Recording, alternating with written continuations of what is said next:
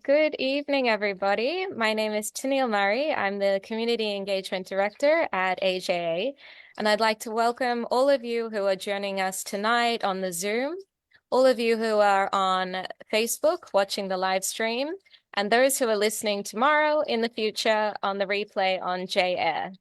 We are very, very excited tonight to welcome our special guest, Rabbi Nochum Schapiro, who is the newly elected president of the Rabbinic Council of Australia and the director of Chabad North Shore. Rabbi will be speaking tonight on the role of rabbinic leadership in 2024. So please welcome him. Okay, Rabbi Schapiro, welcome and thank you for being the guest for tonight's event. I should let everyone know that Rabbi Schapiro and I know each other quite well, and for a few years when I was on the north side, I was part of his community, and so I went to probably 150 of his classes over the time, and he bears some responsibility for how I've turned out. Rabbi Schapiro, I'm sure a lot of people don't even know what the Rabbinic Council of Australia is. Can you tell us a little bit about it and what its role is and your vision for the Rabbinic Council? Yeah, so let me begin first of all by giving you a tremendous yesher koyach. Thank you to yourself and to the entire AJA on the wonderful work that you do, especially, just this podcast, or I don't know what you call this. Zoom webinar will do. Weekly webinar that garners a great number of attendance. That's due to the quality of speakers that you have and the important issues that are dealt with on a regular basis. So I give you a tremendous yesher koyach for that, and in general for the incredible work you do in the community. So thank you for that. Thank you. Rabbinical, so it's actually, its name has changed over the last 5 years to Rabbinic Association of Australasia for technical reasons. I'm not going to go into that now, but it is the roof body of the Australian Orthodox Rabbinate. So you have, of course, the local rabbinate in Victoria is the RCV. In New South Wales is the RCNSW, and this is the roof body of the Australia, New Zealand, or Australasia body. So that's what this is. This body is. We have 9 members. 6 voted in, another 3 co-opted. Actually, just the last couple of days. And there, it's our members are the general rabbinate, and the executive members are a cross section of the Australian rabbinate. So that's what we are. What we are hopefully going to do is be a voice, first of all, to the rabbinate itself. Within each other, to strengthen each other and to support each other and to engage with each other, to give opportunities of educational opportunities for the broader rabbinate in itself, and then to be a voice of the rabbinate to the community and to the media and to our communal organizations. So that, in summary, is what the role of the Rabbinic Association of Australasia is. Okay. So you see the role as not just being internal, but also external to deal with a variety of issues, media, which I guess means the general public in Australia. Mm-hmm. Government. Yeah. Do you think rabbis have been hesitant to speak out on some of the important issues? And I should let people know that you've already got a track record that's a little bit different. I know that you've fronted a couple of government inquiries. Years ago, you came with us to the federal government inquiry concerning the status of Jerusalem. You've presented to state government. You've been quoted in the media and recently on one of our favourites, Sky News. But what's happening there with the rabbis? That generally that's unusual. Well, let me put it. I think the way you've advertised the event tonight is to discuss the role of the rabbinate in general. So I think we have to start with that and then go from there. Okay. So let's begin with, what's the role of the rabbinate today? I once heard a great Orthodox rabbi, Rabbi David Hollander. He spoke and he said, the role of the rabbi is to make the uncomfortable Jews comfortable and the comfortable Jews uncomfortable. So what does that mean? It means to say that on the one hand, we have many Jews who are uncomfortable with their Judaism, uncomfortable with where they fit within Judaism. And to a great degree, that's because they haven't been educated, they don't know, they haven't learned, they see it as removed from them, separate from their perspective.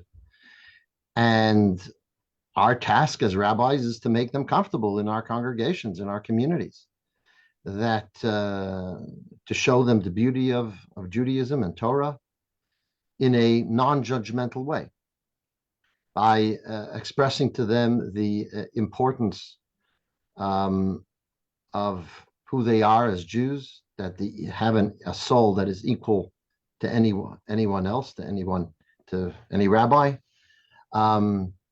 that each of one of us is equally precious in the eyes of God, and that to express that soul and to reveal it, that happens through our engagement with Torah and mitzvot, with Judaism. So that is a great task of making the uncomfortable Jews realize they have a place in Judaism, that every single one, regardless of their political views, their background, their affiliation, their perspective, that they should not feel ostracized or outside of the pale of Judaism. At the same time, you have Jews who become comfortable on their level of Judaism, where it's at. They say, I do this, I do that, keep kosher at home, whatever, I go to shul this time, I put on film then. Everyone has they reach their level, their plateau. And the goal of the job of the rabbi is to kind of tell them, hey, if you're here, you can still grow. There's all the more that you could do and achieve. I remember once a woman who was getting closer to Judaism in our community came to me and says, Rabbi, she wanted to become what's called a Baal Tshuva. Rabbi, when can I feel that I've arrived? And I said to her, actually, never. She took it the wrong way, I'll be honest. What I meant is that everyone, me included, has to always grow. If you feel you've arrived, that means you plateau and you don't continue to grow as you meant to. But that was her question to me is, when do you arrive?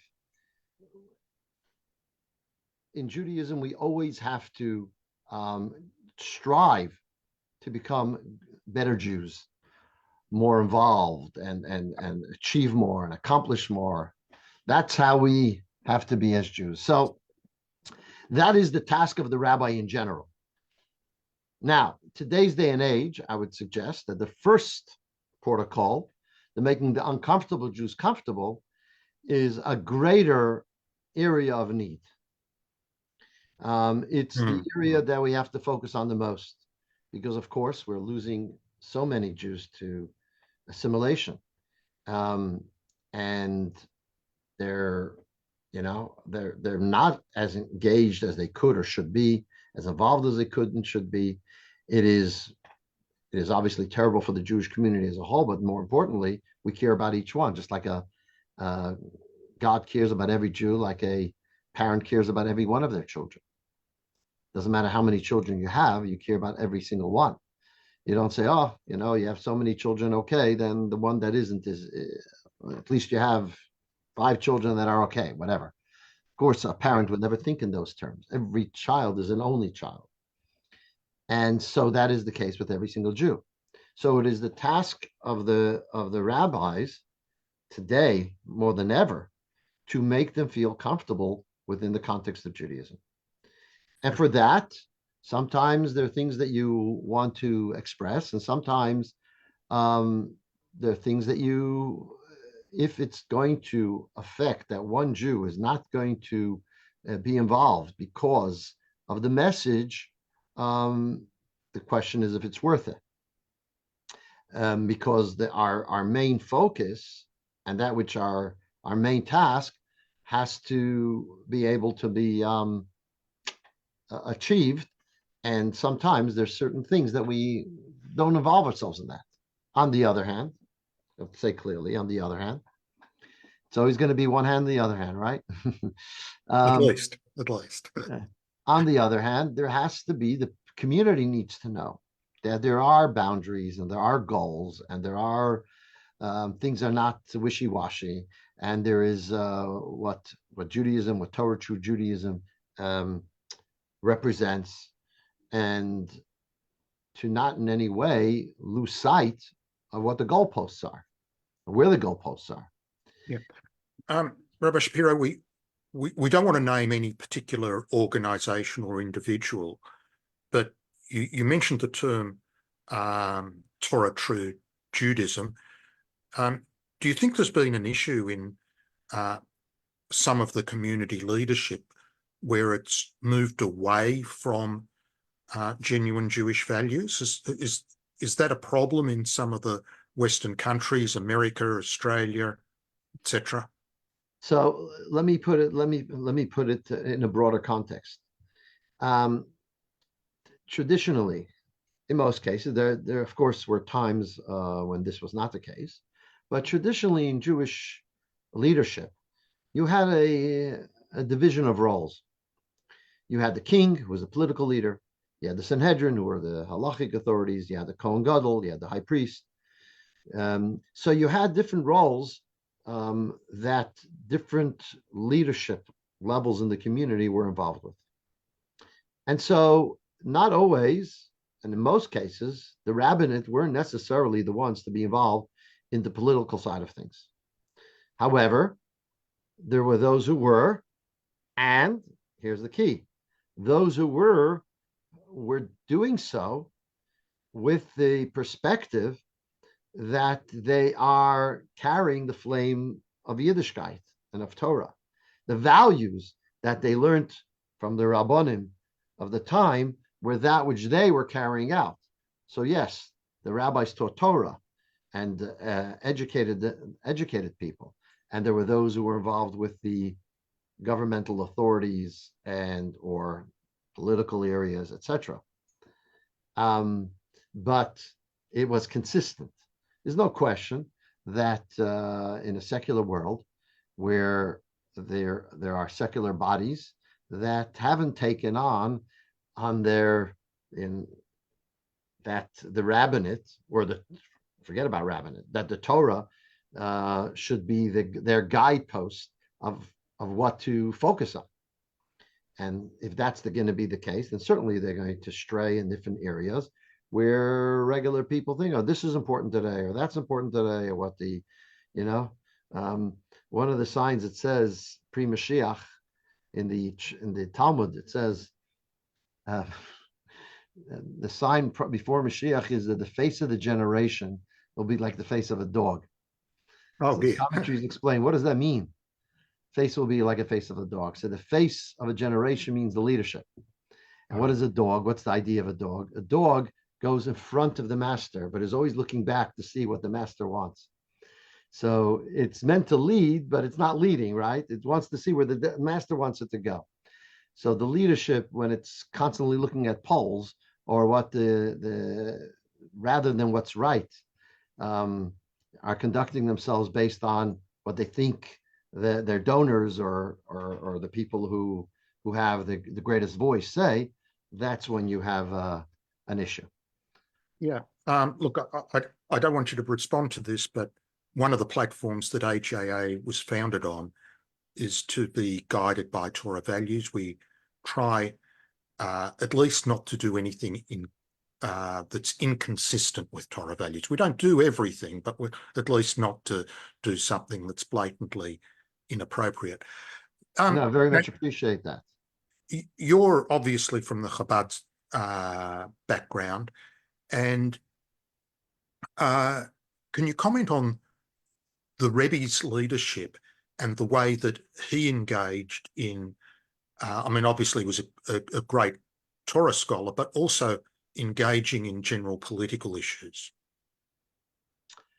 So in the general political issues of the Rebbe, there actually what I just said kind of expressed itself in a major way. There were areas that were areas that are very important to the Rebbe, that he was very happy that there were other people involved with it. For example, in Israel, Chabad doesn't have a political party. Now, the Rebbe was very much that we should be apolitical, that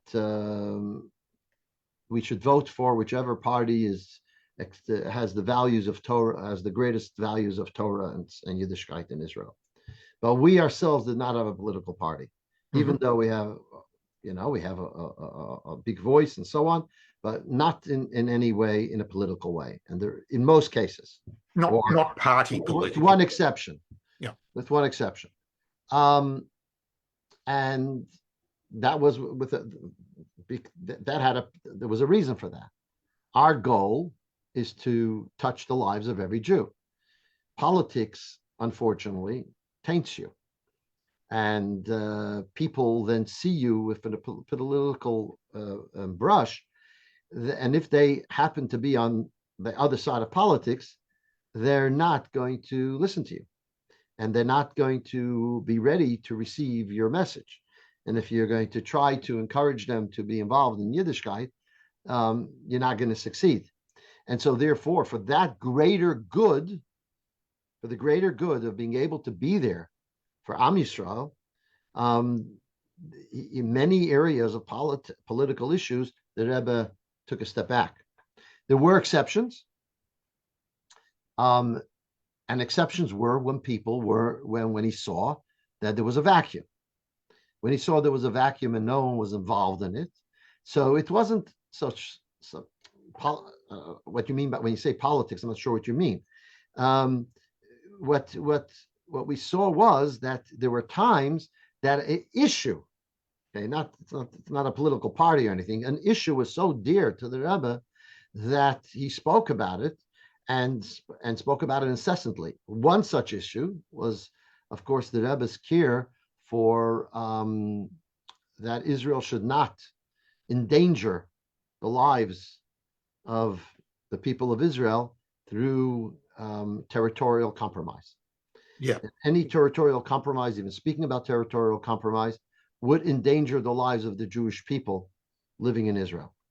That was interesting. He had a different angle to the Eretz Yisrael Hashlema perspective, which his angle was, and the focus of the Rebbe's message was that it simply endangers life, and unfortunately, we saw it on October 7th. Well, we've seen it hugely, yeah. And what he said was, look, this is a case of pekuach nefesh. This is a case of saving lives. Therefore, I have no choice but to speak out against this. So even though, let's put it this way, even though generally speaking, you weren't involved in the political areas, in order to be able to reach and touch the lives of every Jew, there were cases like this issue, the issue of the of of the of the caring for holding on to every part of Eretz Yisrael that Hashem bestowed upon us in His kindness, that he it, no one was speaking about it in the way he was, that it was so important for him to speak about it again and again and again. And I was present when he spoke about it hundreds of times, and a cry from the heart. And as the Rebbe would often say, why are you speaking about it? Doesn't seem like it's helping. And he would say, if it hurts, you scream. Well, I want to ask you about two current issues separately, and then we'll have our little break and move to questions. The first is, and they're both threats, and how we should respond. What's the role of the rabbis in these two issues? The first is, I guess, what you'd call moral issues, where currently there seems to be a lot of movement on a range of moral issues, gender fluidity,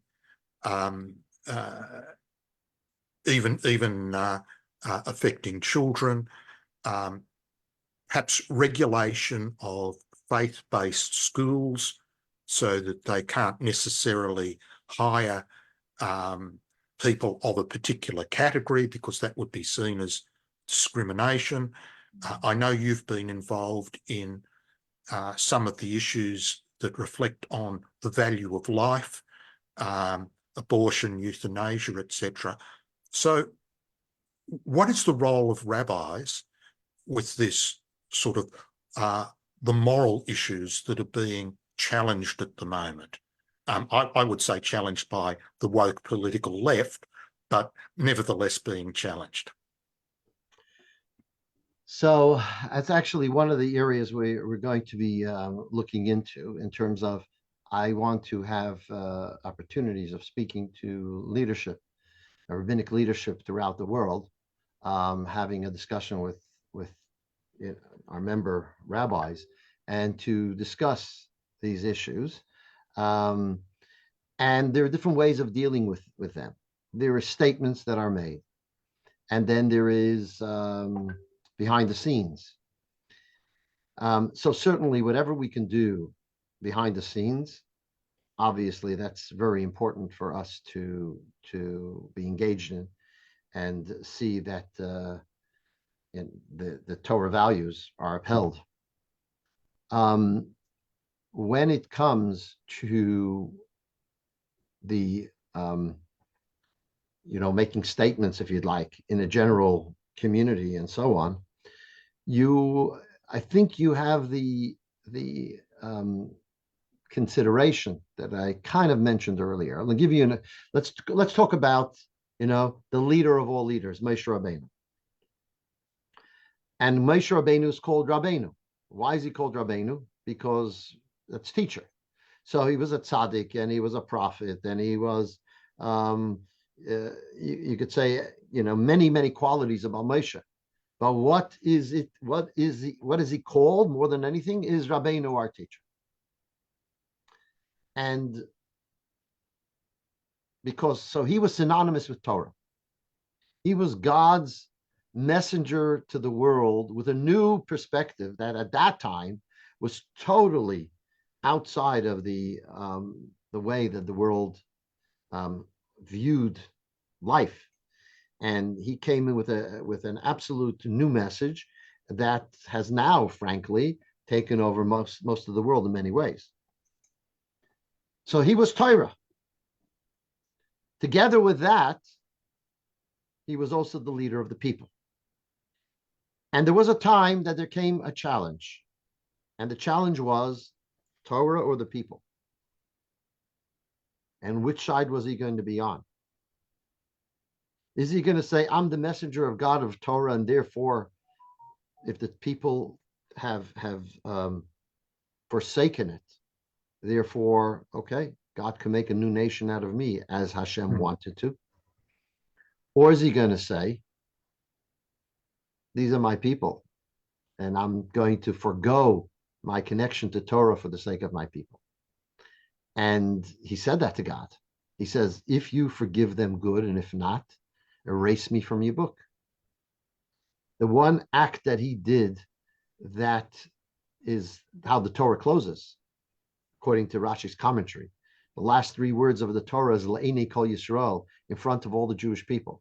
Moshe Rabbeinu broke the tablets in front of all the Jewish people. Why did he break the tablets? Because it wasn't a punishment to the Jews. It was actually a way of saving the Jews. It was saying, oh, this didn't happen yet, so therefore they haven't committed this adultery, the spiritual adultery, by going off with the golden calf, because they don't have the contract yet. And that he did in order to save the Jewish people. So he was ready to forego everything to safeguarding the Jewish people. What that means in the context of what we're talking about is we have to have clear guidance of what we believe in. We can't be wishy-washy, absolutely. But on the other hand, we cannot let even single Jew feel that there's no room for them within Yiddishkeit. For sure. So they have to know that there is absolute ways of how we meant to behave. But I'm not giving up on you. You're part of our people. You're part of our community. And so this is, honestly, it is a challenging area that one needs to have what's called shikol hadas. You really need to consider each case individually, and the cost-benefit analysis, so to speak. Cost-benefit meaning, are we going to be pushing away so many Jews if we conduct ourselves in a particular way? There has certainly been, the rabbinate in the past have made statements and so on, that those involved say, has it really achieved that much or has it just, a few people on our team? So rah, rah, and the rest go, okay, these guys don't relate to me. I can't relate to them. Okay. So this is really an area, but that doesn't mean that guys like you shouldn't be taking up the mantle. That we do need the places like the AJA to actually speak out and kind of to be in a sense, a strong, loud voice for this, because you don't have, in a sense, the other responsibility. We have to look for the lost sheep.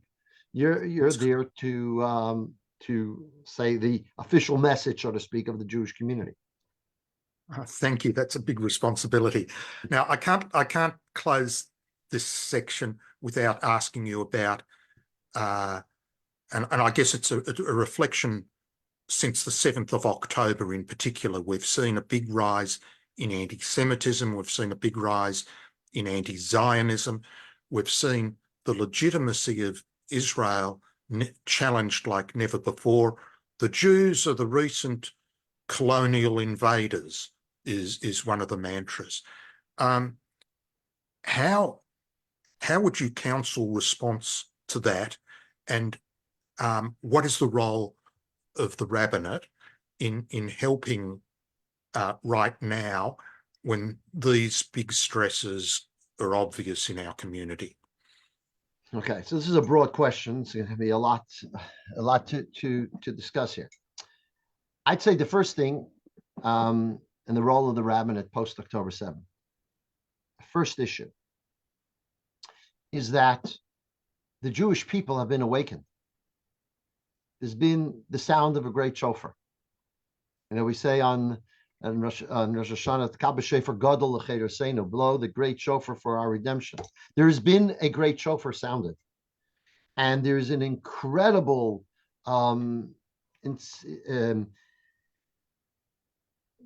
movement of people to understand what happened here. How could this happen? What happened? And they're open. And it would be a cry for generations if we don't fully take advantage of this time to gather everyone in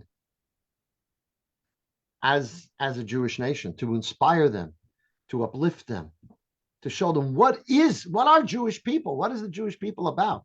We have now a situation that this is not just October 7th, but you have anti-Semitism everywhere in a way that, it's like unbelievable. We couldn't imagine it.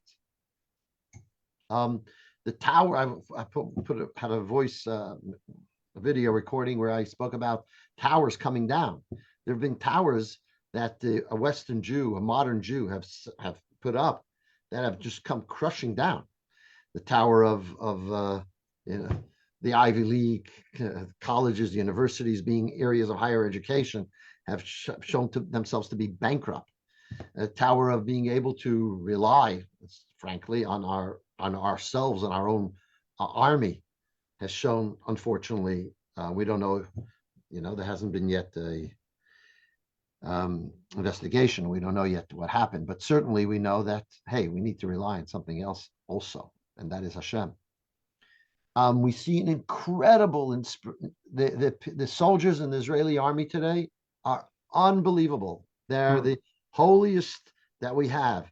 They are inspired. They are uplifted. They're united. They're courageous. They're happy. They have morale. I've heard from people who've seen, even during the Yom Kippur War, this inspiring message that you get from our soldiers who are ready to give up everything. These are people with businesses and families, and they're just fighting and fighting because they know they're not only that their way is just, but they're protecting Am Yisrael. This has been incredible. Now, the hope is that becomes infectious. First of all, that once they leave the army, they don't come down, because that happens. You're in a time and place that your better self has to express itself. That's where they are now. So sometimes when you get back into daily life, the same person, I'll tell you, there was a soldier. I heard this story just last week of a captain told the story that one of his soldiers were meant to go into a dangerous home or building, and the younger one tells the captain, says, "I'm going to go in because you have 4 kids. I'm going to go in." And he says to him, "But you have 2 kids and you're much younger and you haven't started your life yet. So I'm going in, and I'm the captain. I'm going in." And indeed he did, and thank God everything worked out.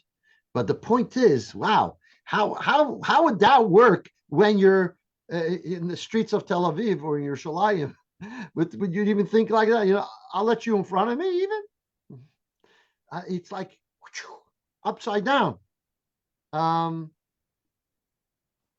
So this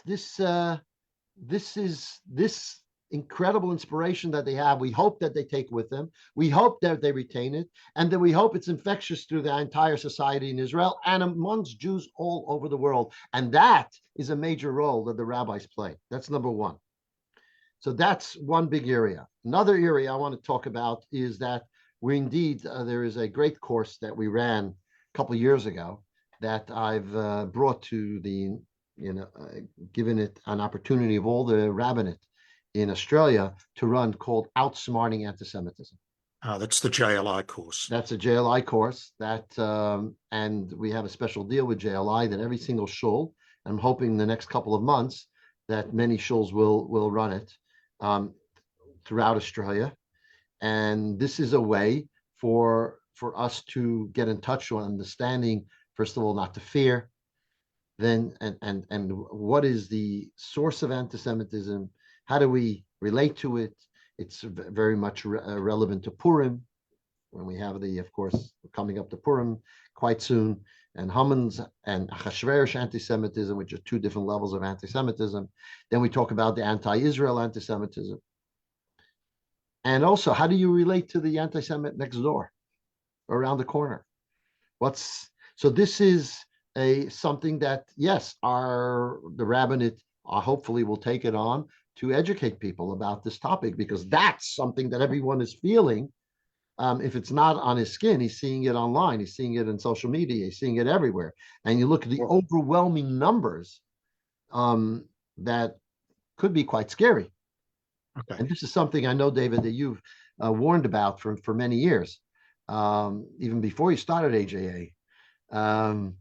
But it's a real something concern. And lastly, and most importantly, I've said this in the Sky News talk that you organized, that it was on. And I think it's very, very important. Our strongest message is that Israel belongs to the Jewish people because God gave it to us in the covenant between the parts with Avraham Avinu, promised to Yitzchak, promised to Yaakov, to the Jews as they went out of Egypt, to Moshe, to Yeshua. Anyone who believes in the Bible, which is basically half of the human population, at least, if not more, believes in that. That is the strongest case we have. When we come along and say, you know why we have Israel? Because the UN gave it to us in 1947 or 48, voted on it. So the same UN is now taking us to The Hague, and the same UN could change their mind too. So then what are you going to say? And UN could be wrong. That's what they're saying, right?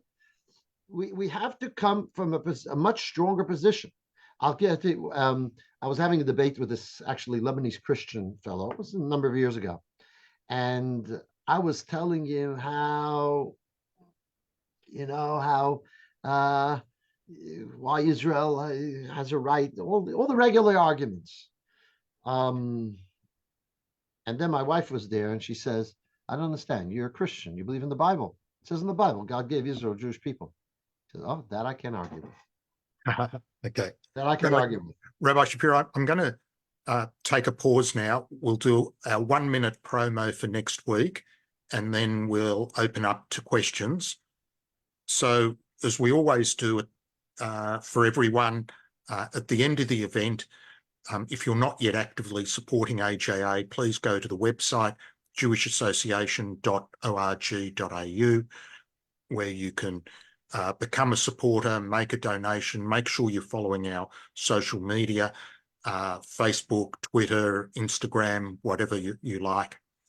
And I'll just show you very briefly what we've got coming up next week is the subject of Judeo-Christian collaboration, and our guest is the new CEO of the Australian Christian Lobby, which is the largest Christian political group in Australia, Michelle Pearce.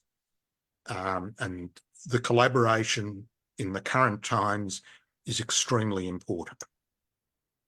So, Robert, if you'd like to jump in and handle question time, that would be great. I've got a lot of questions, so first let's go to Saul. Rabbi, thank you very much indeed for what you have said. I think maybe you've already partly answered this in the discussion on Moshe Rabbeinu. But you talked also about making the uncomfortable comfortable.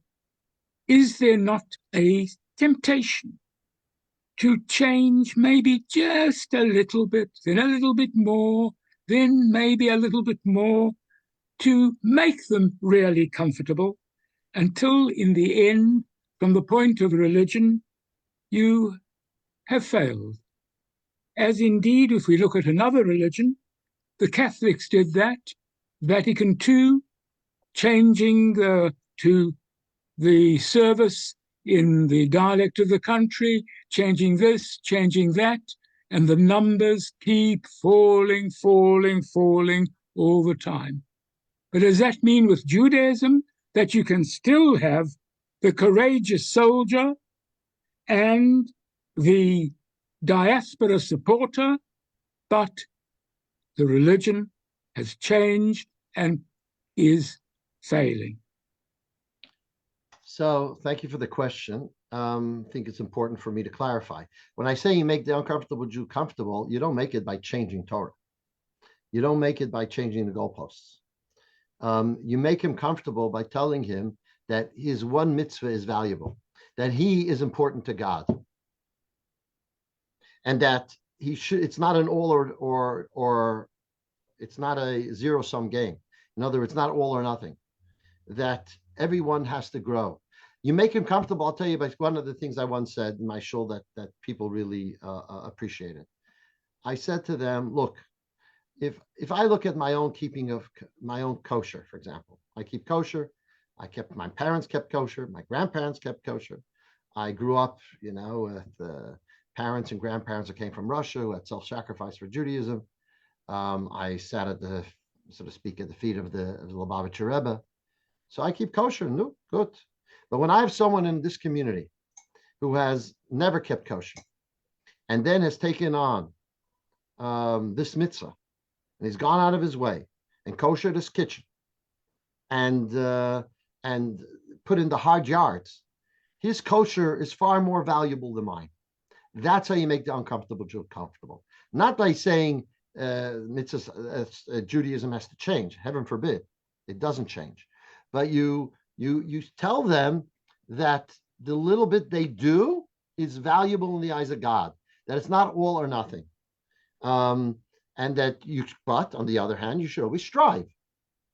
That's how we absolutely, they need to have a clarity of where the goalposts are. But I'm going to say to them, even though these are the goalposts, if you haven't reached it, that doesn't mean you're not important. You're still one of my children, right? You're still the concept of a child. It's like a parent and child. A parent loves their children whether they listen to them or not, whether they follow in their parents' footsteps or not. They still love them. And the child has to know that you love them. And you could say, look, I might still be disappointed in your behavior, but I love you anyway. Every Jew has to know God loves them. God cares for them. And we, as so to speak, the salesmen of Hashem have to be the ones to clearly announce that.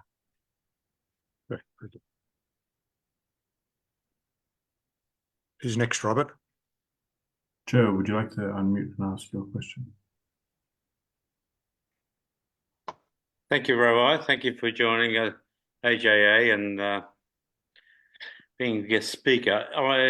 My question, I guess, in form of request, could you remind us again what Rashi prophesied at a time will come when the nations of the world will accuse the Jews of stealing the land, and what should be our response? Yes.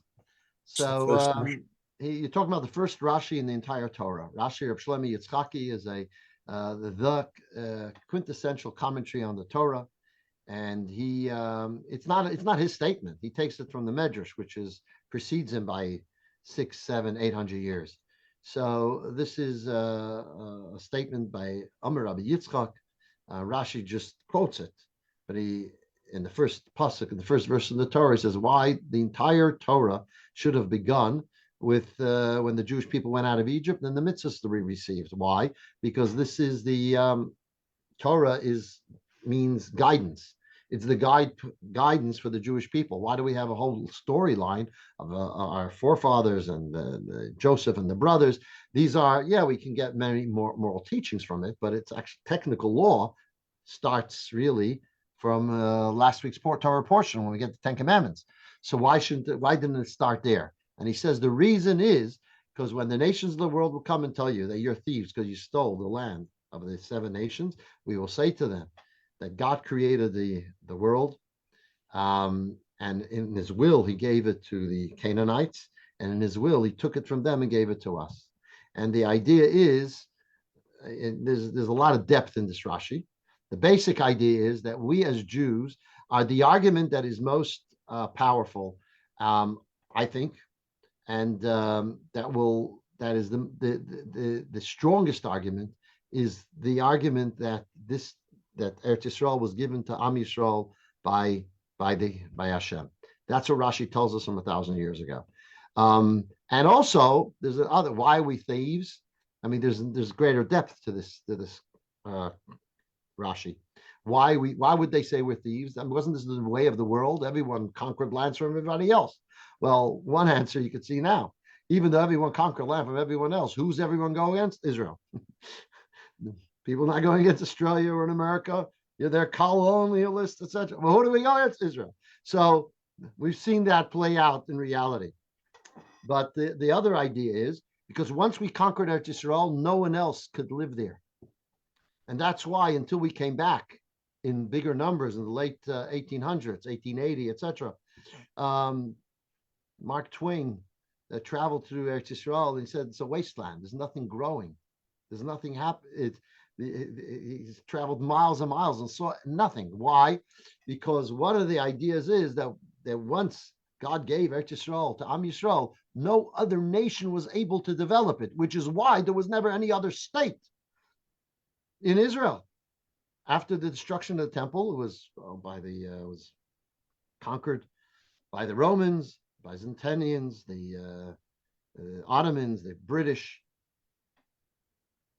Byzantines, the Ottomans, the British, but there was no state in Eretz Yisrael. No one could make it work. It was not possible. That's what they're arguing against. You stole the land, meaning you made it only able to be owned by the Jewish people. Hey, Anne, would you like to unmute and ask your question? Hi.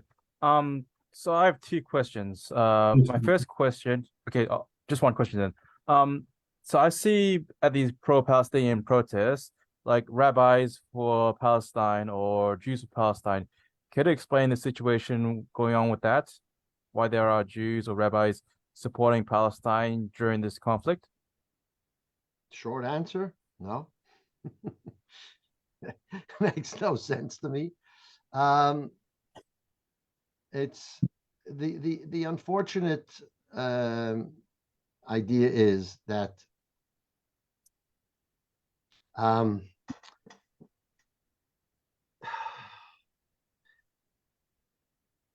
I don't know what rabbis you're talking about.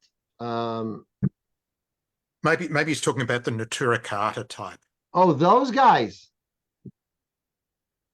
Ah, okay. So we're talking about a few dozen. We're not talking about a many people. It's a tiny fraction. I'll give you my psychological perspective, unfortunately, on this. My psychological perspective is, when you are unique within a group, you sometimes become focused on your uniqueness more than your commonality. So some people, their entire Judaism becomes their anti-Zionism.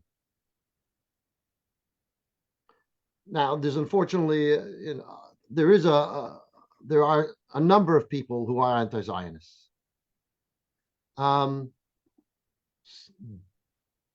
But this little group, which unfortunately makes more noise than they should, it's only a few people really, but the few dozen that they have become so marred in this anti-Zionist perspective that they've gone incredible. I mean, first of all, the anti-Zionism is also obviously not a healthy perspective, but they've taken it so far as to go together with those who would want to kill them.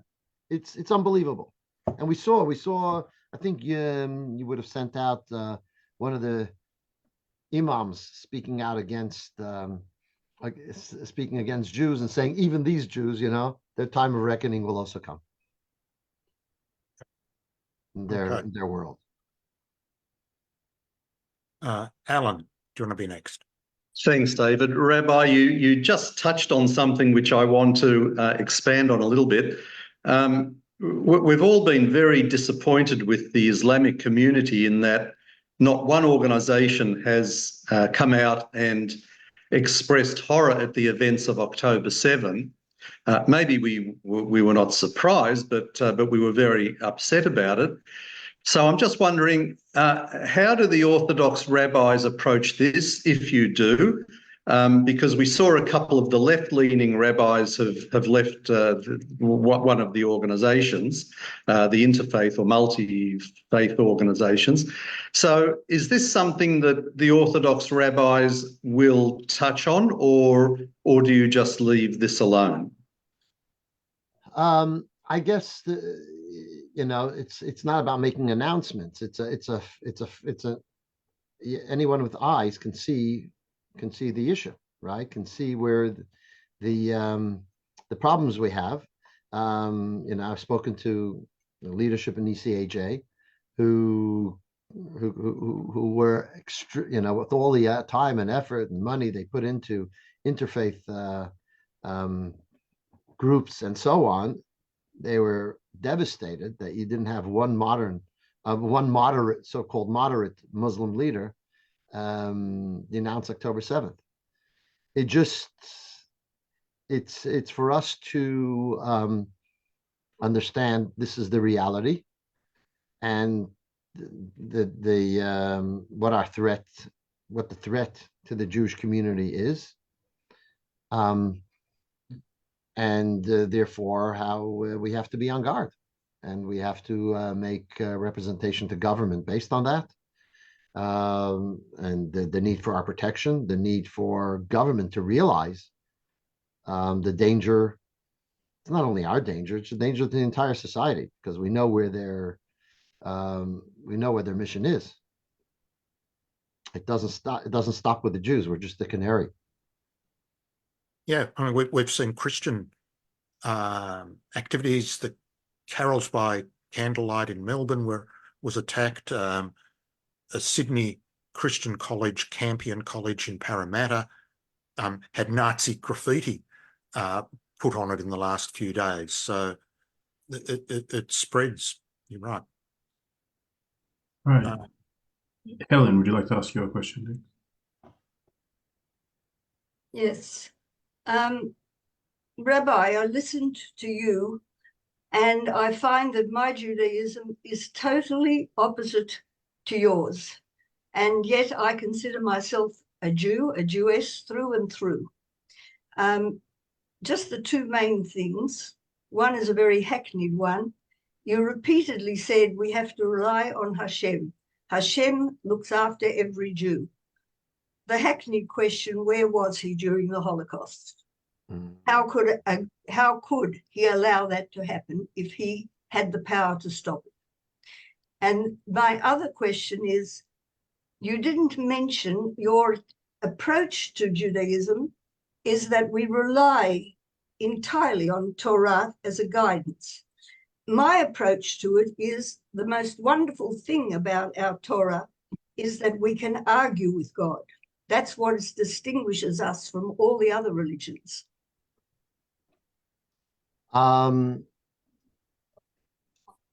We can question God, but it's not question. Let's put it this way.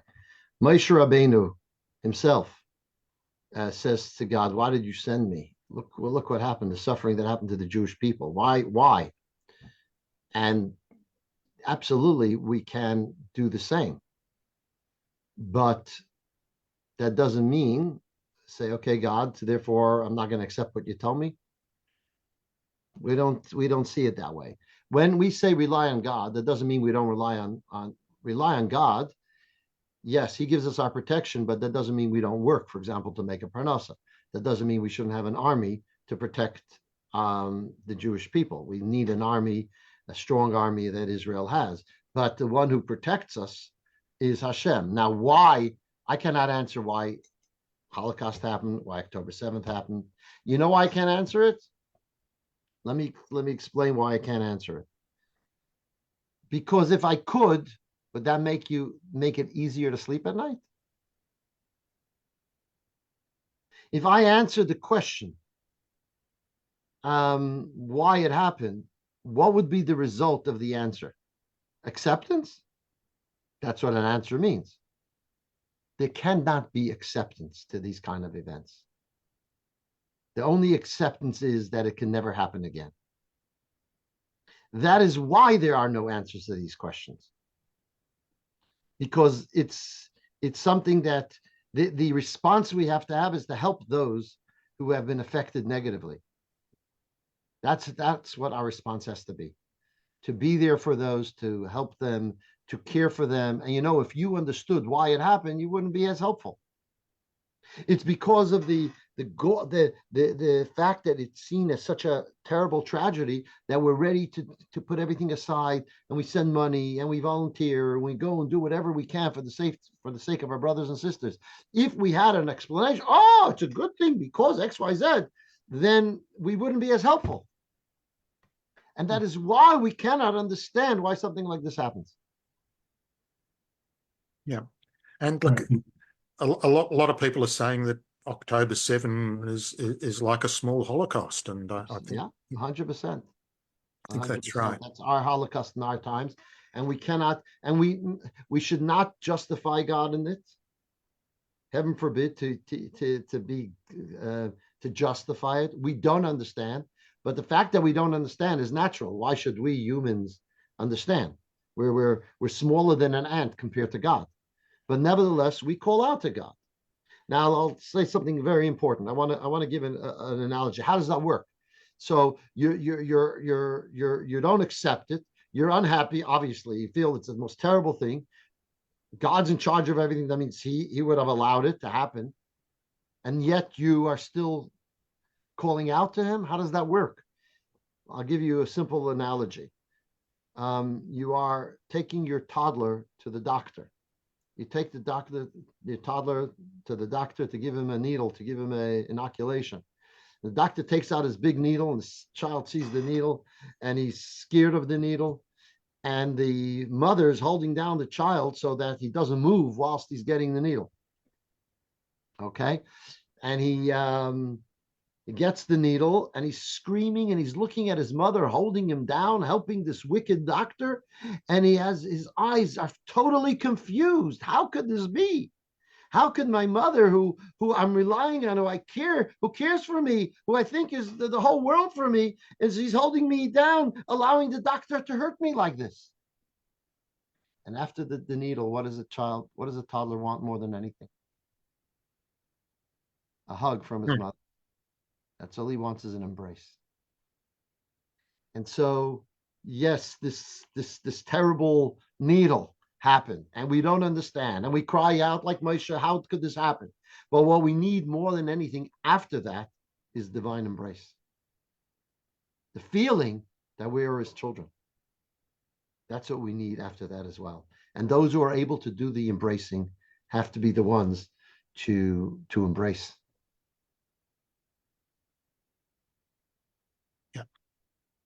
I can see we've got one last question. Victor, just make it quick because we're right up to time.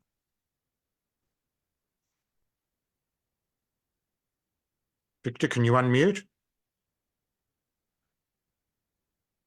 The behaviour of the IDF has been beyond all imagination of most people in the world, including Hamas and their supporters. Do you think this has been an opportunity in two particular ways of Israel achieving an extraordinary outcome? Sorry, I've got something else in my voice. But an extraordinary outcome in terms of the day after or the time after, in the sense that the aviator accord countries are seeming to very clearly demonstrate a preference for continuing that process, including Saudi Arabia. And secondly, from a religious perspective, the passionate way in which the solidarity between the members of the IDF and the Israeli people has been so extraordinary. And may I say, I never doubted it, despite all the hesitations about demonstrations. They're just a coffee club of things that happen in Israel. Okay. So that's an extraordinary benefit to the world in terms of revival. Enormous. Yeah. Victor, you've got a technical problem. We can't really hear you. It's not clear. I couldn't hear the question, unfortunately. I'm happy for you to call me and discuss it because I couldn't hear. It was not clear. I thought it might get clearer, but it didn't. Yeah. Okay. Tanil, you want to wrap up? All right, that brings us to a close. So firstly, I'd like to say a big thank you to our special guest, Rabbi Schapiro. Thank you for joining us, and thank you for your wonderful insights. We'd like to let you know that this recording will be available on YouTube and on our Facebook page and in our newsletter. It will be linked as well. So please do share this with your friends, your family, and everyone who you think needs to be shared this message. Please do us a favor and share this along.